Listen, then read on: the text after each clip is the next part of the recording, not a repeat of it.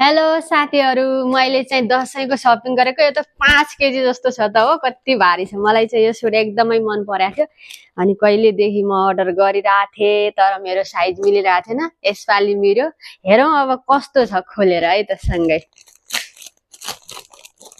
हजुरहरूले दसैँको सपिङ गर्नुभयो कि गर्नु भएन भन्नु होला। मैले चाहिँ गरेँ है।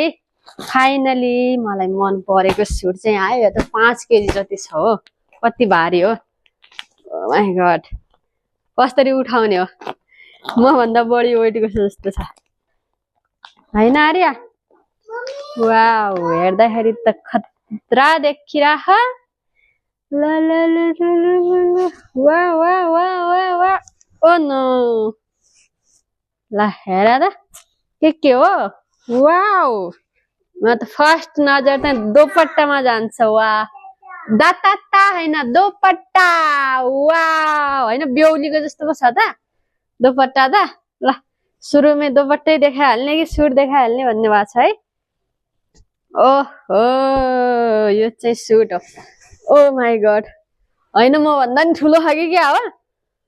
ओहो, कस्तो राम्रो है, कति भारी।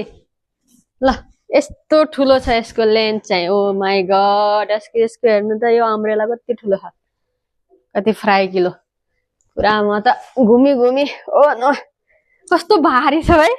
ओइटी छ त, बहुत ओइटी छ। हुन त पैसा पनि त्यस्तै हो नि त। वाउ, जस्तो सोचेको थिएँ त्यस्तै आयो है ड्रेस चाहिँ।